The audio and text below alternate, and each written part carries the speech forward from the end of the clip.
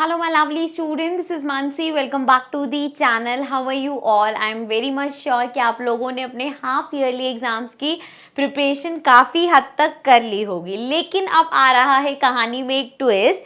मतलब कि आपके एग्जाम पैटर्न में है इस बार कुछ चेंजेस। वो क्या है, कैसे करेंगे हम प्रैक्टिस, कौन सी बुक्स लेनी है, सब मैं आपको इस वीडियो में बताने वाली हूँ। So stay tune.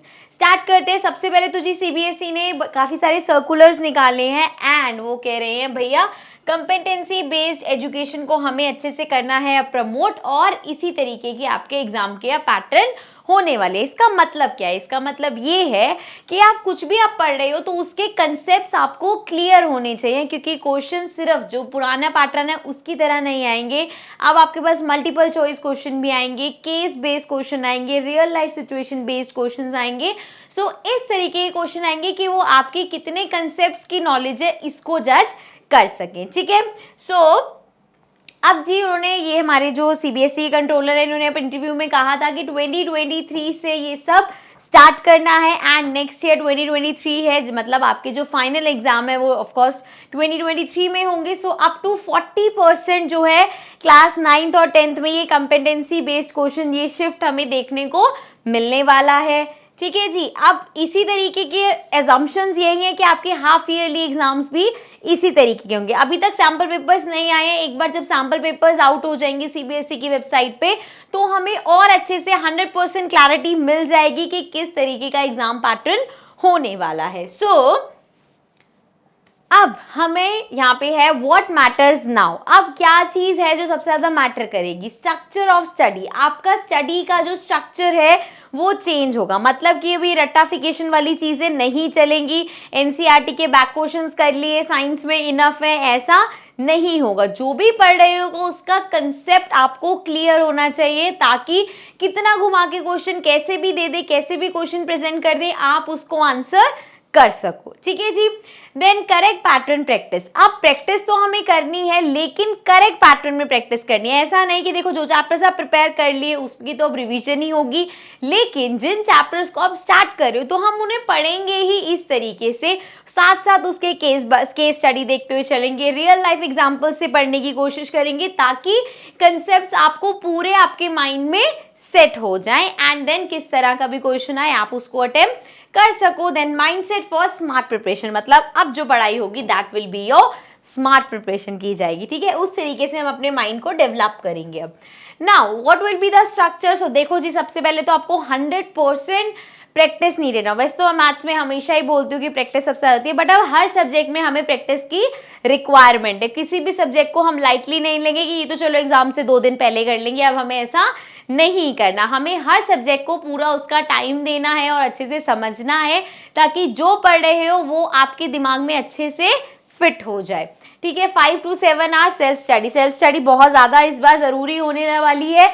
अब 5 to 7 आवर्स बेसिकली एक जनरल वो बता गया। ऐसा नहीं है कि भैया आपको टिक के 7 घंटे या 5 घंटे पढ़ना ही है।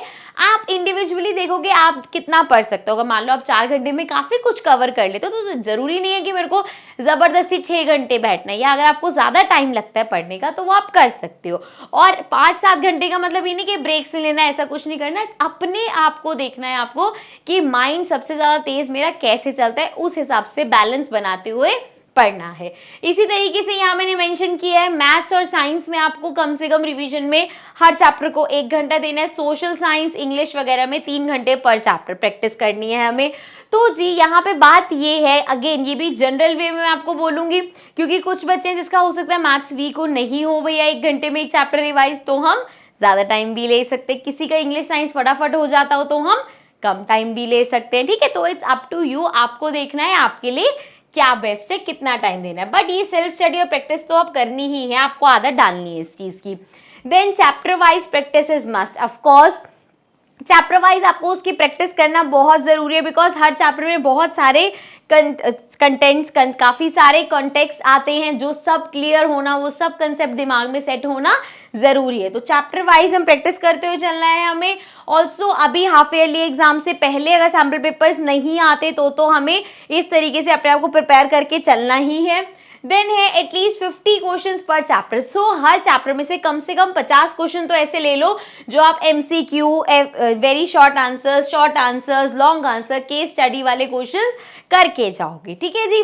Then special focus on case study and competency, क्योंकि बाकी वाले सब्जेक्टिव वाले तो अभी तक आप देते आ रहे हो, बट ये केस स्टडी और कंपेटेंसी वाले क्वेश्चंस है, उन पे हमें ज्यादा इस बार फोकस करना है, ठीक है जी। आगे बढ़ते हैं। अब मैं यहाँ पे जितने भी ये पैटर्न लेने वाली हूँ, यहाँ पे जो क्वेश्चंस के आपको बताने वाली हूँ, वो सब एडुकार्ड की बुक्स हैं, पहले भी मैं मेंशन किया है।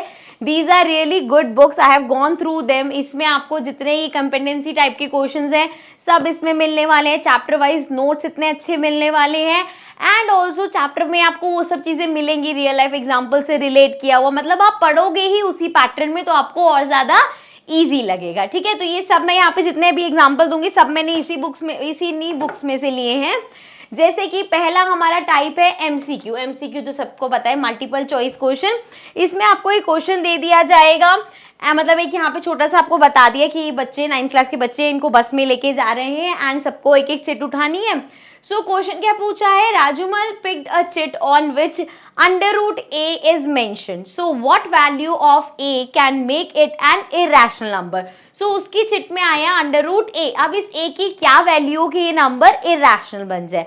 अंडर रूट 1 इरेशनल नंबर नहीं है, अंडर रूट 2 हमारा इरेशनल नंबर है, अंडर रूट 4 2 के इक्वल हो जाता है, अंडर रूट 9 3 के इक्वल हो जाता है, तो मतलब बी पार्ट हो गया इसका आंसर, ठीक है। ये तो चलो मैंने आपको एक लॉन्ग में पढ़ के दिया था, बाकी मैं बस आपको अभी टाइप बता देती हूँ, ज्यादा मैं इस वीडियो को नहीं खींचती, ठीक है। साइंस का भी इस हिसाब से मल्टीपल चॉइस क्वेश्चन हो गया। देन नेक्स्ट है हमारा असर्शन रीजन। इसमें क्या होगा, आपको एक असर्शन दे दिया जाएगा, एक रीजन दे दिया जाएगा, एंड देन आपसे पूछा जाएगा क्या ये असर्शन और रीजन दोनों ठीक है, क्या असर्शन ठीक है रीजन गलत है, रीजन ठीक है असर्शन ठीक है, ये दोनों ही गलत है। सो इस तरीके का क्वेश्चन आपको आएगा, तो कंसेप्ट पता होगा तो पॉइंट्स पढ़ोगे तो आपको समझ में आ जाएगा क्या सही है क्या गलत है। नेक्स्ट हमारे पास है ऐसे मतलब शॉर्ट आंसर्स जो आएंगे, 2 से 3 मिनट देना है हमें पर क्वेश्चन को। अगेन ये कंपेटेंसी टाइप है, इसमें अगेन देखो क्वेश्चन चाहे कितना भी लेंदी हो, लेकिन ये याद रखना है ये शॉर्ट आंसर है, मतलब आपको ज्यादा आंसर खींचने की जरूरत नहीं है। जैसे कि ये ले लेते हैं, Ramesh a medical student came to learn that an element's isotope is used to treat thyroid cancer, but it's dangerous to handle because it's very radioactive, so he did extra research to learn about it, which element as an isotope is used to treat thyroid cancer and why। now ये सब चीजें हमारे पास extra है, अगर मैं सिर्फ इस question पे भी ध्यान दूं, सो ये हमने पढ़ा हुआ है कौन सा ऐसा एलिमेंट है आइसोटोप का जो थायराइड कैंसर में डील करता है, आयोडीन वन ऑफ इट, ठीक है। तो आपको आंसर पता होगा तो आप आराम से उसको कर सकते हो। यही बार बार मैं आपको बोल रही हूँ, कंसेप्ट समझ में आएंगे तो क्वेश्चन किसी भी टाइप का हो अटेम्प्ट कर पाओगे। देन बात करते हैं केस बेस्ड स्टडी में, उसमें किस तरह के क्वेश्चन होते हैं। आपको इतना बड़ा सा पैराग्राफ दे दिया एंड देन उसके बेस कुछ क्वेश्चंस पूछ लिए, अगेन इसका कंसेप्ट समझ में आता होगा, ये सब पता होगा तो आराम से आंसर कर पाओगे, ठीक है। तो ये तो हो गए सारे टाइप के क्वेश्चंस। मैं बार बार बोलूंगी ये बुक्स मेरे को बहुत अच्छी लगी हैं पर्सनली, सो आप इन बुक्स को प्रेफर कर सकते हो। इनका परचेज लिंक मैं नीचे डिस्क्रिप्शन में डाल दूंगी, आप वहां से इन बुक्स को परचेज कर सकते हो। जो चैप्टर्स की आप प्रैक्टिस कर चुके हो उनके लिए आप इसमें से रिवीजन कर सकते हो, इसमें रिवीजन नोट्स काफ़ी अच्छे हैं, पूरे चैप्टर का आपको समअप मिल जाएगा उसमें, एंड बाकी चैप्टर्स जो अभी आपको पढ़ने हैं वो आप इन्हीं बुक्स में से पढ़ना भी ट्राई कर सकते हो, बिकॉज ऑलरेडी उसी कंसेप्ट जैसे आपके क्वेश्चंस आएंगे उसी तरीके से आपको प्रिपेयर किया जाएगा, ठीक है। चलो आगे देखते हैं। रिवीजन की बात कर लेते हैं, क्योंकि अभी हम हाफ ईयरली एग्जाम की बात करें और ऐसा नहीं है कि इसमें हम नए चैप्टर्स अब स्टार्ट करोगे।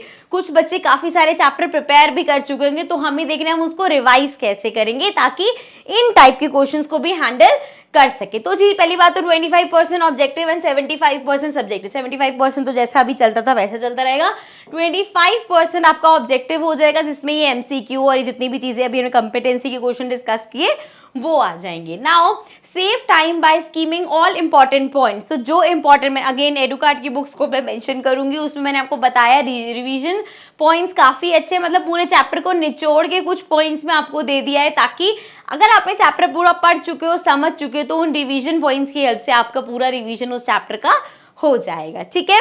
So this was about it, this was about the video. और कोई भी चेंजेस होंगे तो मैं फर्दर जरूर आपको एड ऑन दूंगी। अभी के लिए आपको इस तरीके से प्रिपेयर करना है, बाकी अगर सैम्पल पेपर्स आ गए तो वो तो और भी बढ़िया बात है, पूरी क्लैरिटी हो जाएगी कैसे करना है कैसे नहीं, ठीक है जी। So now I see you in the next video, till then take care and bye bye.